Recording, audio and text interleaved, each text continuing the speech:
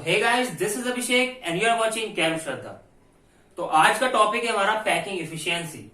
लेकिन packing efficiency के बारे में बातचीत करने से पहले आपको क्लोज पैक स्ट्रक्चर के बारे में भली भांति पता होना चाहिए। अगर आपको उसके बारे में पता करना है तो मेरी प्रीवियस वीडियो देखो, उसकी लिंक आपके डिस्क्रिप्शन में है। तो आज बात करते हैं पैकिंग इफिशियंसी के बारे में। इस पैकिंग इफिशियंसी को हम कैसे प्रैक्टिकल लाइफ से रिलेट कर सकते हैं। तो इस पैकिंग इफिशियंसी को रिलेट करेंगे किस चीज से? औकात। एक टर्म आती है ना, औकात। हम सब अपने एक दूसरे दोस्तों को औकात दिखाने की बातचीत करते रहते हैं कि भाई मैं तुझे तेरी औकात दिखा दूं, भाई मैं तुझे तेरी औकात दिखा दूंगा। तो ये सब बातचीतें चलती रहती हैं उनके बीच में, लेकिन कुछ अच्छा उनके साथ में नहीं होता है। औकात तो उन्हें दिखती नहीं है, ठीक है। हालांकि आप ही बोर हो जाते होंगे, ठीक है। तो आज बात करेंगे पैकिंग इफिशियंसी के बारे में। तो पैकिंग इफिशियंसी की भाई एनसीईआरटी में डेफिनेशन दी हुई है, वही क्या? Packing efficiency is the percentage of space filled by the particles।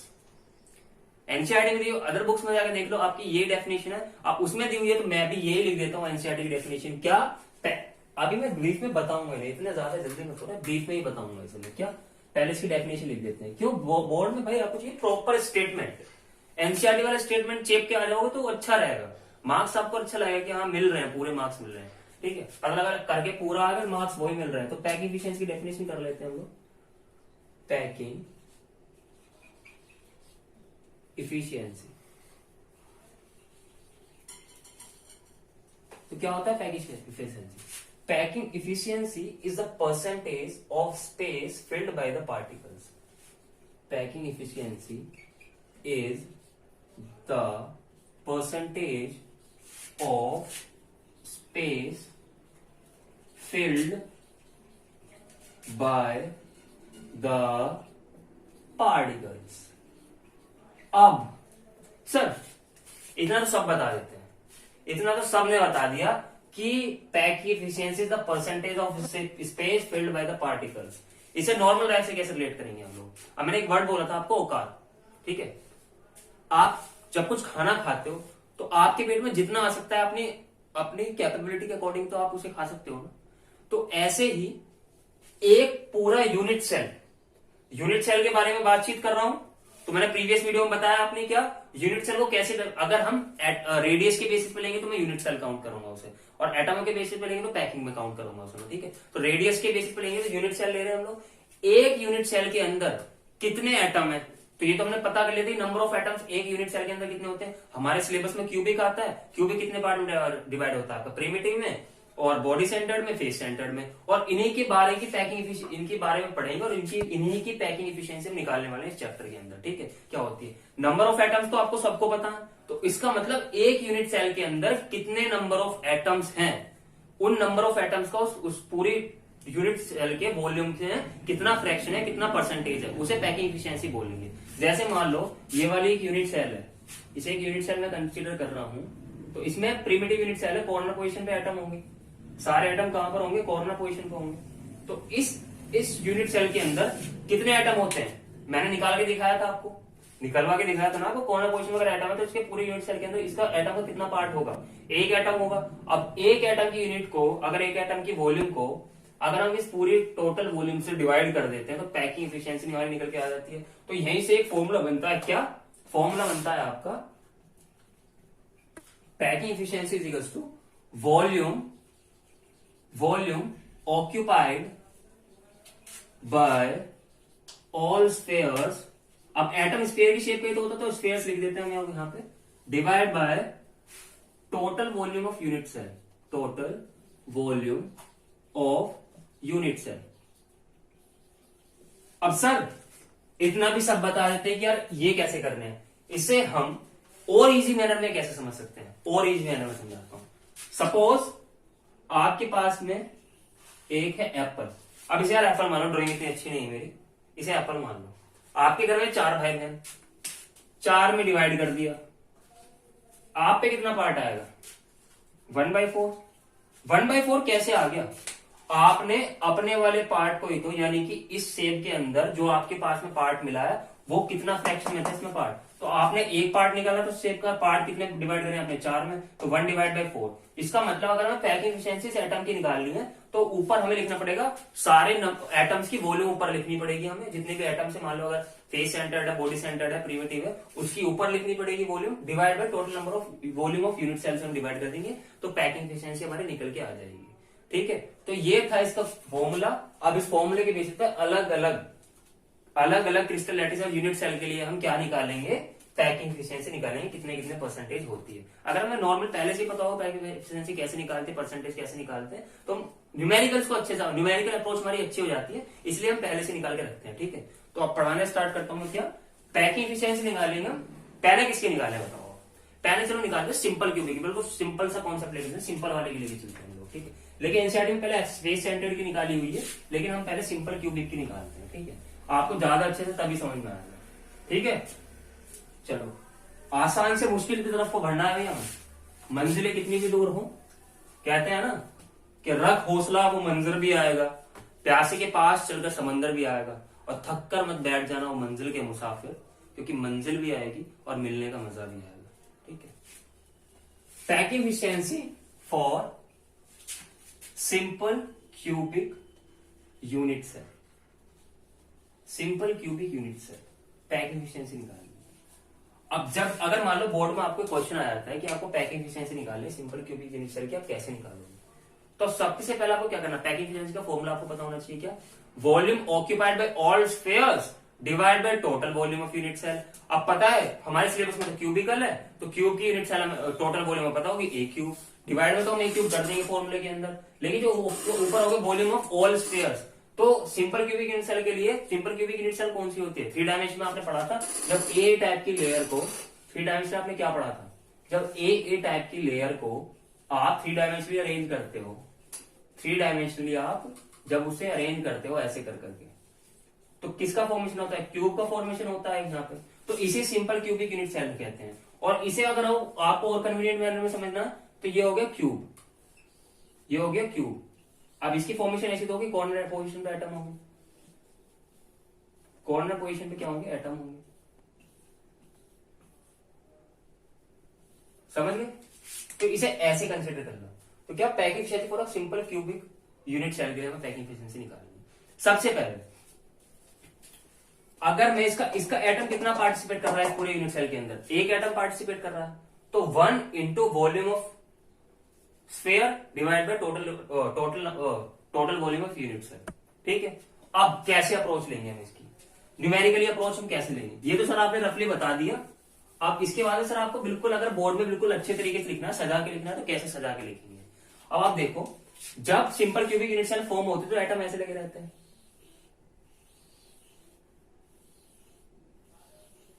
अब मैं बताऊंगा आपको बच्चा फंसता कहां पे आके। ठीक है, तो ऐसे रेडियस मिल जाती है,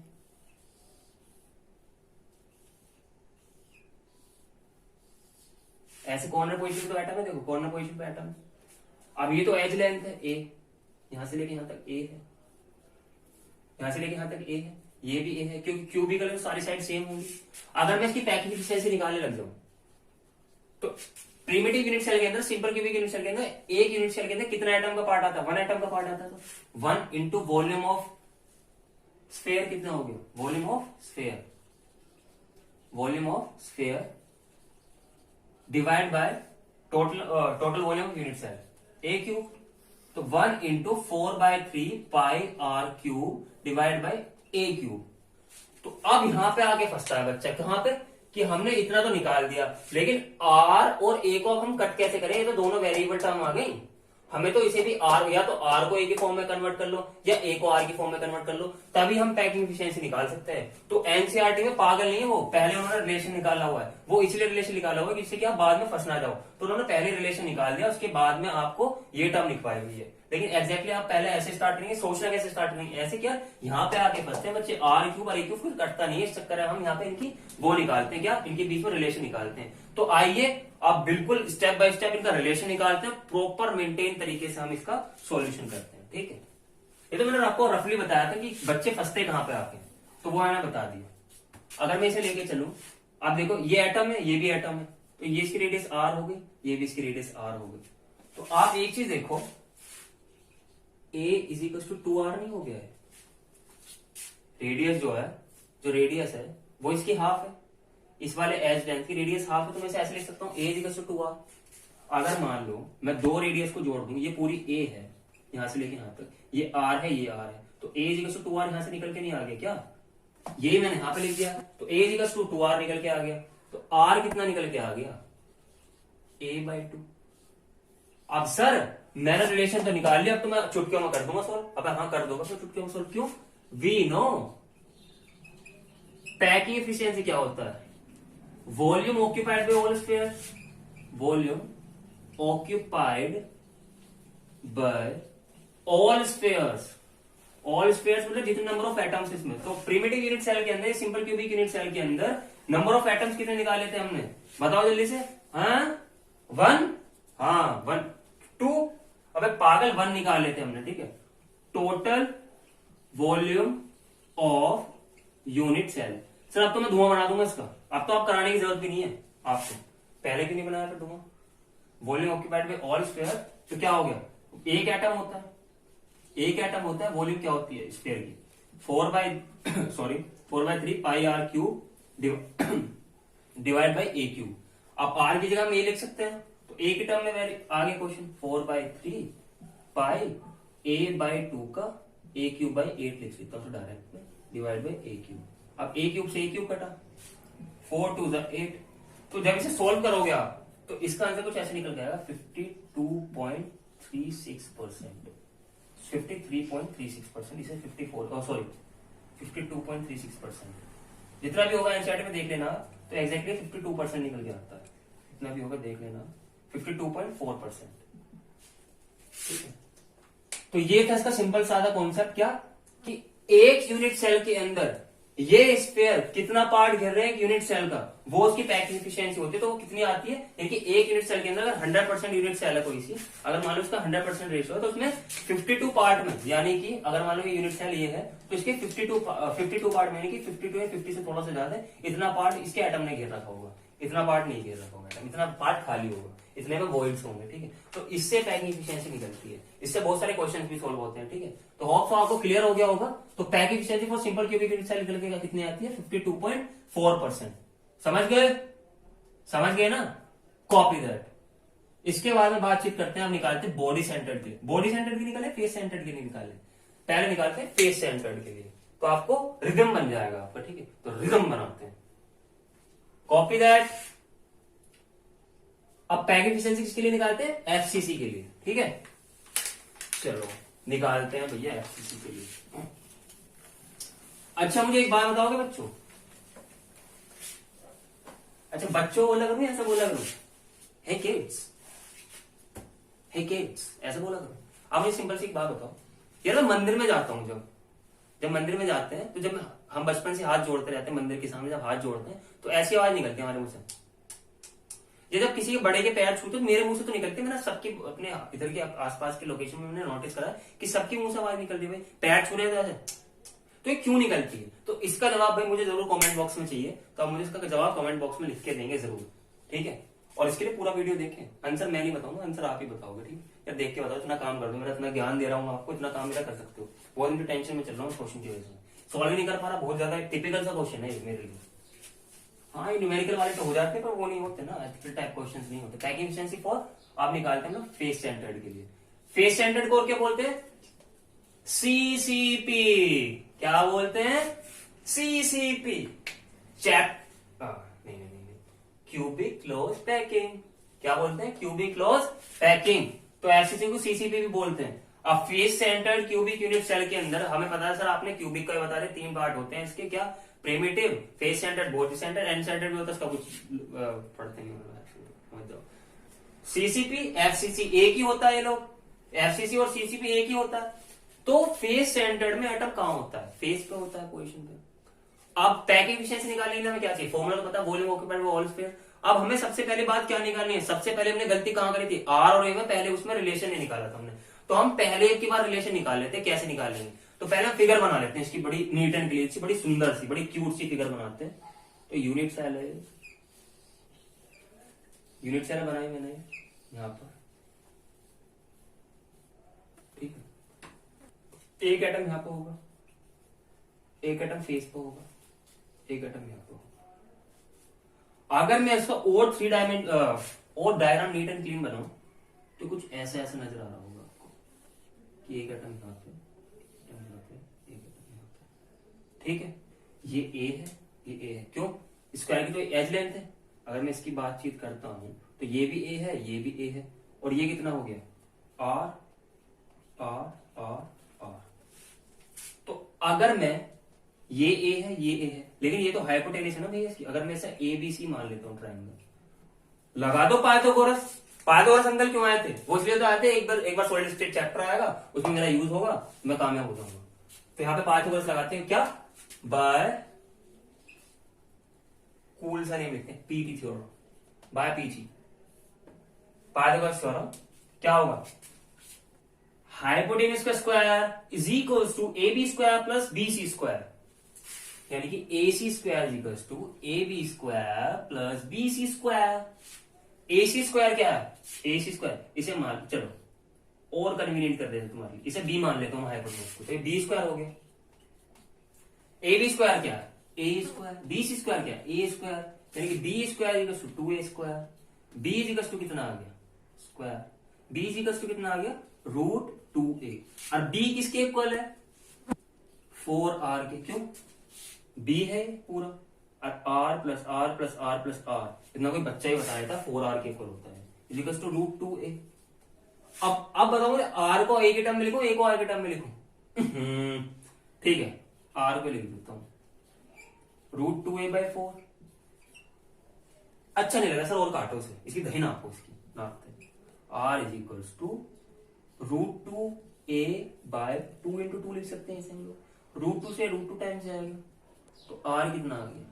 a/2 √2, a/2 √2। आ गया समझ में? ये कितना आ गया? a/2 √2। क्यों? हमने पहले क्या कहा था? फेस सेंटर्ड एटम होता है, हमने यहां से रिलेशन निकाला, इससे रिलेशन समझ में आ गया आपको? अब इसे रब कर देते हैं। क्यों? अब इसकी पैकिंग एफिशिएंसी निकाले, आपको ये याद रखना है, r इक्वल्स टू a/2 √2। या तो आप याद रख लो, पर तुम नालायक हो, मुझे यहीं पे लिखना पड़ेगा, r इक्वल्स टू a/2 √2। अरे हाँ यार, एक बात और, दिल का मत ले जाना, नालायक नालायक कहते रहता हूँ, यार मैं बोलता हूँ। हाँ, एक गाना है ना, कौन सा? तेरे साथ। अरे क्या सर, मूड बना रहे हैं। r is equals to a/2 √2, r is equals to a/2 √2, इतना याद रखना है आपको। अब तो खेले पड़े हैं, वी नो, ऐसे कर देता हूं चश्मा। We know packing efficiency is equals to volume occupied by all spheres divide by total volume of unit cell. Total volume of unit cell. अब volume occupied by all spheres. अब मुझे बताओ, face centred के अंदर number of atoms कितने होते हैं? 4, 5, 4। चलो 4 मान लेते हैं, 4 ही होते हैं। तो 4 into volume occupied by all sphere, 4 atoms होते हैं। स्फीयर की वॉल्यूम क्या होता है? 4/3 पाई r cube divide by a cube. 4 4 60 divide by 3 pi r को क्या लिख सकते हैं? यहां से देखो, a/2 √2 का cube divide by a cube. तो 16 divide by 3 pi a cube divide bye 2 2 4 2 8 2 16 16 √2 आ गया। 16 से 16 का डिवाइड बाय a क्यूब से a क्यूब का। तो ये कुछ कुल मिला के भाई आता है आपका 68% के अकॉर्डिंग, सॉरी ये आता है 74। ठीक है। अब बच्चे गलती क्या करते हैं भाई, मैंने यहाँ पे शॉर्ट में समझाने के लिए आपको ये 74 डायरेक्ट लिख दिया। आपको प्रॉपर कैलकुलेशन करनी है, आपको प्रॉपर कैलकुलेशन करनी है, वो भी 2 स्टेप में। ठीक है, इसे आप अपना होमवर्क मान लो, कैसे मान लो, एक भी कैलकुलेशन छोड़नी नहीं है। क्यों? अगर आप कैलकुलेशन करते रहोगे तो आपकी प्रैक्टिस होती रहेगी, और प्रैक्टिस होती रहेगी तो एग्जाम में ना धुआं बना दोगे उसको। क्लियर? क्लियर ये हो गया पैकिंग एफिशिएंसी फॉर एफसीसी और सीसीपी के लिए। अब बात करते हैं बॉडी सेंटर्ड के लिए। अब बात करते हैं बॉडी सेंटर्ड के लिए। ये मैं सोचते कि सर पका रहे हैं, इतना सब करा रहे हैं, इससे रिलेटेड तो मैं न्यूमेरिकल्स कराऊंगा ना आपको। सर पता क्या बोलोगे? सर एक बात है सर, कि बहुत ही हमारे इधर बोलते कैड़ा समझा दिया सर आपने, तो ये कैड़ा ही समझ लो। समझ गए? Okay good. अब बात करते हैं बॉडी। थोड़ा सा यार आपको ना एक बात बोलना था, आपको ना थोड़ा सा दिमाग लगाना पड़ेगा इसमें, ठीक है? दिमाग लगाना पड़ेगा। कैसे? कैसे? मैथमेटिक्स की सबको नॉलेज है, ये मैं ही पढ़ाऊं मैथमेटिक्स की, मेरा सब्जेक्ट ही नहीं है। मैथमेटिक्स की थोड़ी बहुत सबको नॉलेज होगी। क्यों? एक होता है फेस सेंटर, बॉडी सेंटर, ठीक है? क्यूब के अंदर डायगोनल होते हैं। अब क्यूब का डायगोनल जो होता है वो कितना निकल के आता है आपका? क्यूब का जो डायगोनल का फॉर्मूला होता है वो कितना होता है? √3 है। हाँ इतना ही होता है, ये तो हम डायरेक्ट निकाल लेते हैं, लेकिन इसका प्रूफ भी करेंगे हम लोग, ठीक है? उसके बाद में क्वेश्चन करेंगे। तो अगर आपको वो वाला प्रूफ पता है कि √3 कैसे आता है तो आप इसे आराम से कर सकते हो, लेकिन आपको वो वाला नहीं पता तो अब कर लोगे, कोई प्रॉब्लम की बात नहीं। इससे पहले मैं डाल लेता हूं उसमें थोड़ी सी इंक, क्योंकि इसका तो बैंड बजा पड़ा है। इंक डालते हैं, थोड़ा बहुत ही पिला रहा हूं इसमें। Shake it shake it shake it shake it. तो अब बात करते हैं बीसीसी के लिए। किसके लिए? बीसीसी के लिए बात करते हैं। अब बॉडी सेंटर की पहले फिगर बना देता हूं। आपको बॉडी सेंटर के लिए एक इमेज दिख रही होगी, यहाँ पे एटम लगे हुए। एनसीईआरटी में आपने मिलता जुलता देखा होगा इससे रिलेटेड, ठीक है? लेकिन फिर भी मैं बना देता हूं। क्या? ऐसे आई से एंड देन सेंटर पे होता है एटम, सेंटर पे होता है, एक कॉर्नर पे होता है, एक इधर होता है। इसे थोड़ा बड़ा बना देते हैं जिससे कि एटम मिल जाए। तो कुल मिला के ये जो होगा ये क्यूब का डायगोनल होगा। ये क्यूब का डायगोनल होगा ना, जो इन तीनों की रेडियस होगी, इन तीनों की जो रेडियस होगी वो क्यूब का डायगोनल होगा, ठीक है? इन्हें नाम रख देता हूं, ABCDEFGH।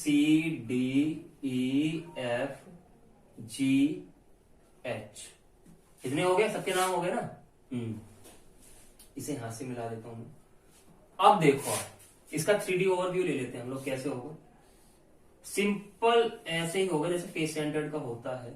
ये एटम ऐसा लगा रहता है, ये एटम ऐसा लगा रहता है, एटम ऐसा लगा रहता है, लेकिन जो इसकी हाइपोटेनस होगी यहाँ पे आपकी बार, वो क्यूब का डायगोनल होगी।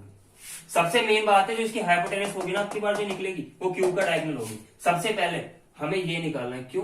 क्योंकि ये बनने वाला है, ये वाला बेस, ये बनने वाला है इसका पूरे ट्रायंगल। अगर पाइथागोरस लगाएंगे हम तो डायगोनल में तो इसमें लगेगा ना, इसी ट्रायंगल में लगेगा पाइथागोरस थ्योरम। इसमें तो डायरेक्ट लगनी जाएगी, 3D शेप है तो इसमें डायगोनल का फॉर्म, इसमें पाइथागोरस थ्योरम लगेगी। तो पाइथागोरस थ्योरम निकल गया। ये तो पता है हमें ए, ये भी पता है हमें ए, ये भी पता है हमें ए। तो हमें पहले इसका बेस निकालना पड़ेगा।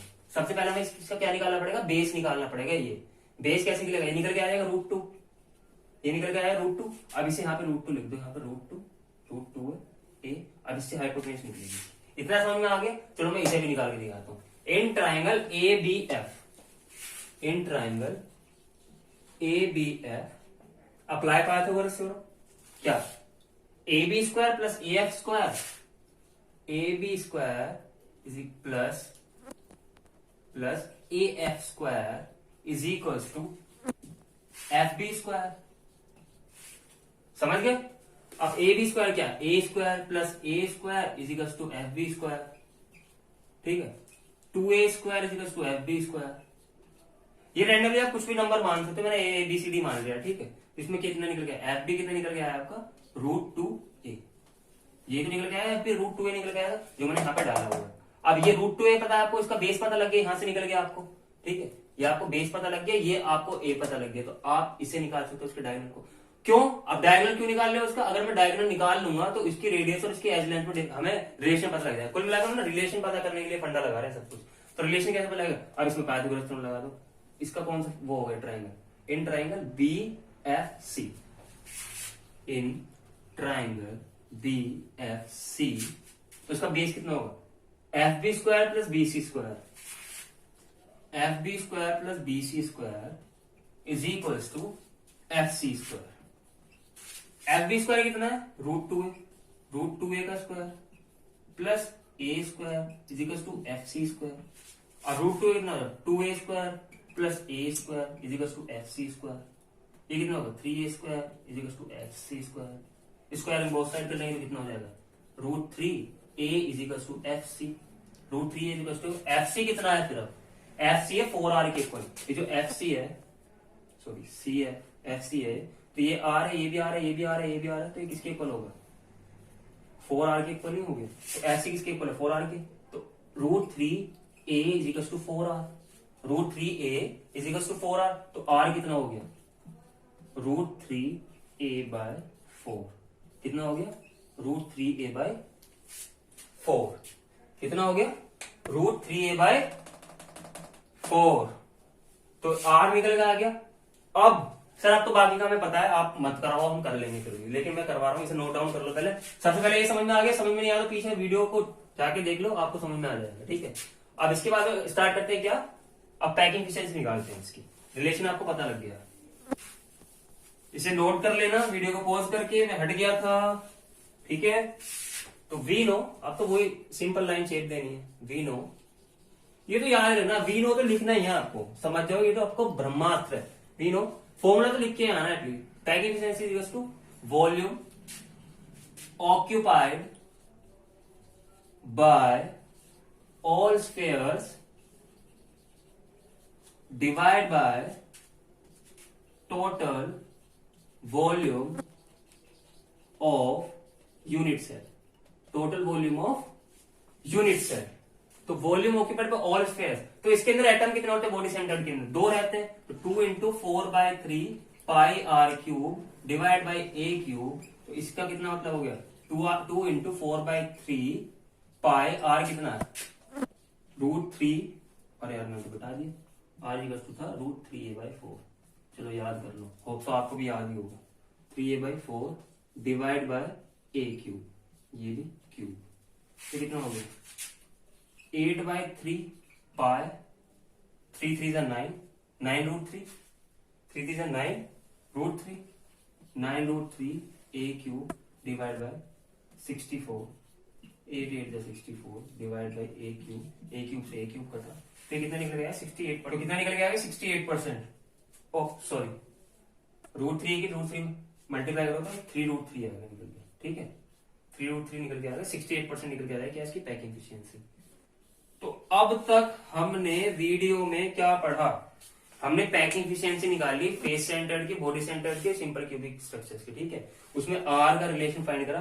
तो अब एक बार सब कुछ रिकैप कर लेते हैं, हमने अभी तक क्या क्या पढ़ा है, ठीक है। अब इसके बारे में बात करिए, कोऑर्डिनेशन नंबर की एक शॉर्ट ट्रिक है, छोटी सी, आपको होप सो याद हो जाएंगे कोऑर्डिनेशन नंबर भी, अगर आपके एग्जाम में आते हैं तो ये आपको नोट कर लेना है, नोट कर लो, इसका सॉल्यूशन आपको नोटबुक में करना है घर पर, ठीक है।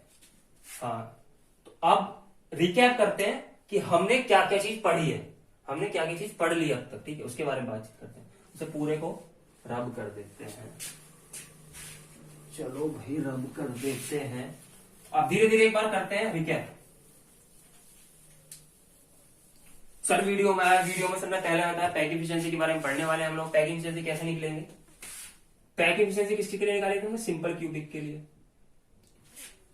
फेस सेंटर्ड के लिए, बॉडी सेंटर्ड के लिए, बीसीसी एफसीसी।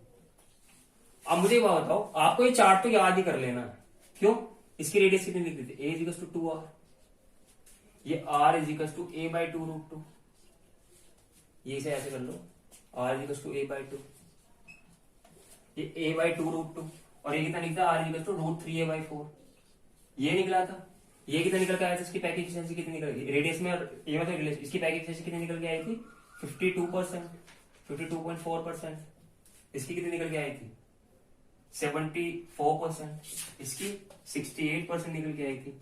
अब इनके कोऑर्डिनेशन नंबर भी आते हैं लिखने के लिए, तो कोऑर्डिनेशन नंबर एक सिंपल सी ट्रिक मैंने बनाई है, क्या, सॉरी इंक डाल लेता हूं, सिंपल क्यूबिक के लिए आता है, आपको क्या याद रखने की जरूरत नहीं कि इतना बड़ा झोल करना है कि यार मुझे एटम रख के देखने हैं, कोऑर्डिनेशन नंबर पता करने के लिए आपको सिंपल कुछ नहीं करना है, एटम कुछ रख के नहीं देखना है, आपको सिंपल ये याद रखना है, सिंपल क्यूबिक यूनिट सेल के लिए कोऑर्डिनेशन नंबर कितना होगा, बॉडी सेंटर्ड के लिए कितना होगा, बॉडी सेंटर्ड के लिए कितना होगा, CENTERED सेंटर्ड के लिए कितना होगा कोऑर्डिनेशन नंबर, और फेस सेंटर्ड के लिए कितना होगा कोऑर्डिनेशन नंबर। इसकी एक सिंपल सी ट्रिक है, आपको सबको अच्छी लगेगी, और इसको शॉर्ट ट्रिक को शेयर भी करना अपने फ्रेंड्स में, ताकि इन्हें भी पता लग सके कितनी धांसू है ट्रिक। ये पहले नंबर पे आता है, दूसरे नंबर पे आता है, तीसरे नंबर पे आता है। तो सिंपल पहले पे आता है तो क्या हुआ, इसके नंबर काउंट करो 1 2 3 4 5 6, तो उसका कोऑर्डिनेशन नंबर कितना हो गया 6। अब बॉडी सेंटर्ड है दूसरा वाला, तो आपको दूसरे वाले के वर्ड काउंट करना है 1 2 3 4 5 6 7 8, तो कोऑर्डिनेशन नंबर कितना 8 हो गया। अब तीसरा वाला है तो फेस को भी काउंट करना है, सेंटर्ड को भी काउंट करना है, तो 1 2 3 4 5 6 7 8 9 10 11 12, तो इसके कोऑर्डिनेशन नंबर कितना हो गया। तो ये छोटी सी ट्रिक थी, आपको होप से समझ में आई होगी। अब इतना आपको सबको समझ में आ गया, ठीक है, इतना सबको समझ में आ गया। अब बात करते हैं पैक एफिशिएंसी से रिलेटेड क्वेश्चंस आंसर्स के बारे में, जो बुक में दिए हुए हैं उनके बारे में बातचीत करेंगे अब हम लोग, ठीक है। तो सर ने कॉन्सेप्ट तो क्लियर करा दिया है, लेकिन हमें सर इंटेक्स क्वेश्चन कैसे कराएंगे उसके बारे में बातचीत, कैसे हमें क्वेश्चन की फ्रेमिंग करना है, क्वेश्चन की फ्रेमिंग में हमें प्रॉब्लम आती है, तो उसके बारे में बातचीत करेंगे। तो अगला टॉपिक हमारा क्या होगा, इंटेक्स क्वेश्चन का। वैसे ट्रिक कैसी लगी, अगर ट्रिक अच्छी लगी तो कमेंट बॉक्स में जरूर कमेंट करना भाई, अगर ट्रिक बिल्कुल अच्छी लगी हो तो, ठीक है। तो अब बात करते हैं इंटेक्स क्वेश्चंस के बारे में। किसके बारे में, इंटेक्स क्वेश्चंस के बारे में। अच्छा एक बात बताओ, इसमें एनसीईआरटी में एग्जांपल दिया, मुझे काफी अच्छा सा लगता है एग्जांपल, तो मैं एग्जांपल भी वो कराऊंगा, सॉल्व दिया हुआ लेकिन आपको मैं कराऊंगा फिर भी, ठीक है। तो अभी देखते हैं इंटेक्स क्वेश्चन। सो इंटेक्स क्वेश्चन के बारे में बातचीत करने से पहले एक टॉपिक और आता है यार। कौन सा टॉपिक आता है यार, इमोशनल कर देते तो मुझे। एक टॉपिक आता है क्या, डेंसिटी का टॉपिक आता है, क्योंकि उसी के बेसिस पर न्यूमेरिकल्स आते हैं, उसी से कॉन्सेप्ट लिंक करके न्यूमेरिकल्स आते हैं उसके ऊपर, तो इसलिए डेंसिटी पढ़ते हैं। डेंसिटी होता क्या, मास अपॉन वॉल्यूम। वाह, सबको पता है density is equals to mass upon volume. अब मैं डेंसिटी किसकी बात करूं, अगर मैं डेंसिटी निकालू किसकी, यूनिट सेल की डेंसिटी, तो mass of unit cell, mass of unit cell, mass of unit cell upon volume of unit cell. अब volume of unit cell, volume तो पता है हमें यूनिट सेल क्या ए क्यूब होती है, लेकिन मास ऑफ यूनिट सेल हम कैसे निकालेंगे, तो इसका यही प्रूफ बताने के लिए टॉपिक दिया हुआ है एनसीईआरटी के अंदर, डेंसिटी ऑफ यूनिट सेल। तो उसका प्रॉपर प्रोसीजर करते हैं, कैसे कैसे इसका यूनिट सेल का मास निकलेगा, ठीक है, करते हैं इसे स्टार्ट। तो स्टार्टिंग से लेके चलते, टॉपिक क्या हमारा, density, calculation of a density of a unit cell, यानी कि density of a unit cell कैसे फाइंड करेंगे हम लोग। टॉपिक है हमारा क्या, density, density of unit cell, density of unit cell. तो डेंसिटी निकालने के लिए मास ऑफ यूनिट सेल चाहिए। मास ऑफ यूनिट सेल क्या होगा, एक यूनिट सेल है, एक यूनिट सेल है। अब यूनिट सेल के बारे में बात करो तो रेडियस से रेडियस मिलाने वाली बात चल रही है भैया यहाँ पे। तो क्या हुआ, मास ऑफ यूनिट सेल निकालना, तो इसके अंदर जितने एटम होंगे उनका जितना मास होगा उनकी मल्टीप्लीकेशन, तो मास ऑफ यूनिट सेल निकल जाएगा।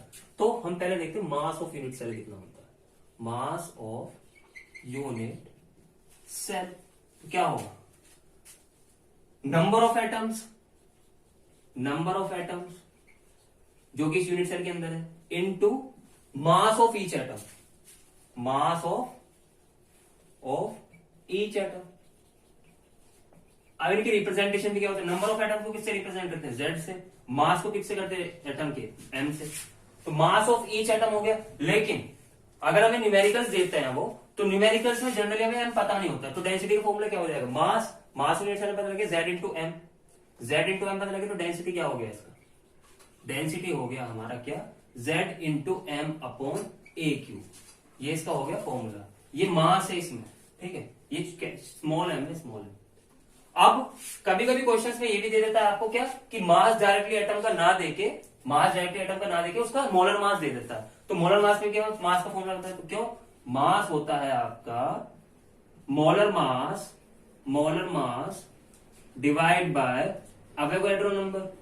तो मोलर मास क्या होता है, capital M divide by Avogadro number. तो इसका एक और फॉर्मूला क्या बन गया डेंसिटी का, एक और फॉर्मूला बन गया डेंसिटी का क्या, कि Z into M upon a cube into N A. तो हमें सब चीज इसमें पता होगी, अगर डेंसिटी निकालनी तो हमें सब चीज इसमें पता होगी। तो ये टॉपिक तो आपको होप से क्लियर हो गया होगा। लेकिन इस टॉपिक को क्लियर करने से पहले इससे रिलेटेड एक न्यूमेरिकल भी कर लेते हैं। एनसीईआरटी में एक न्यूमेरिकल दिया हुआ इंटेक्स क्वेश्चन के अंदर, चलो उसे ट्राई करते हैं, ठीक है। तो इंटेक्स क्वेश्चन ट्राई करते हैं इससे रिलेट करके, ठीक है। कॉपी कर लो, इसे कर लो। हाँ, कभी कभी इसका प्रूफ करने के लिए भी आ जाता है आपका एग्जाम के अंदर, तो ये आपको पता होना चाहिए कैसे कैसे आता है। मैंने समझा दिया, तो आप ऐसे आराम से कर सकते हो, ठीक है। अब बातचीत करते हैं इससे रिलेटेड क्वेश्चन क्या दिया हुआ है, ठीक है। इससे रिलेटेड क्वेश्चन दिया हुआ है एनसीईआरटी के अंदर क्या, an element with molar mass 2.7 kg, molar mass दिया हो तो सबसे पहले हम क्या लिखेंगे, गिवन।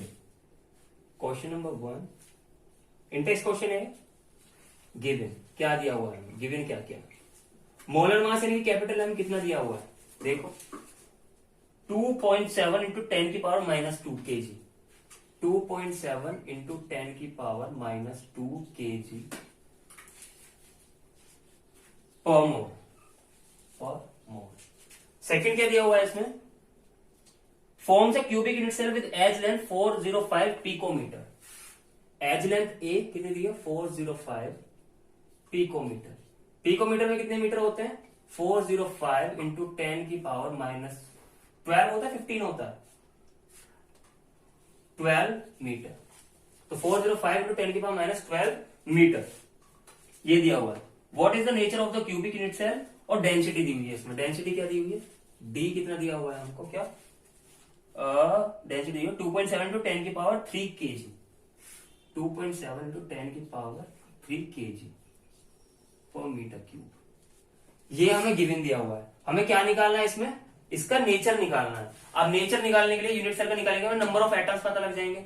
अगर हमें नंबर ऑफ एटम्स पता होंगे, मान लो फेस स्टैंडर्ड के अंदर नंबर ऑफ एटम्स कितने होते हैं, 4 होते हैं, बॉडी स्टैंडर्ड के अंदर 2 होते हैं, सिंपल क्यूबिक के अंदर प्रिमिटिव यूनिट सेल के अंदर कितने एटम होते हैं, 1 एटम होता है। तो अगर हमें इसका एटम्स पता, नंबर ऑफ एटम्स पता लगे, तो हम पता लगा सकते हैं कि यूनिट सेल कौन सी वाली होगी। तो इसका जेड निकालते हैं, तो हमें पता है we know density is equals to Z into M upon N A into a cube, ठीक है। अब हमें क्या निकालना है, जेड निकालना है, तो जेड को इधर लिया है, तो क्या हो गया, d into N A into a cube divide by M is equal to Z.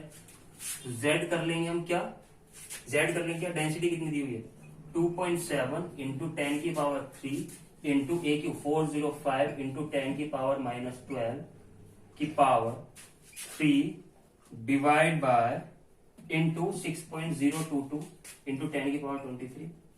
इसे 6 भी लिख सकते हैं, 6 इंटू 10 की पावर 23 भी लिख सकते हो आप कैलकुलेशन की इजी करने के लिए।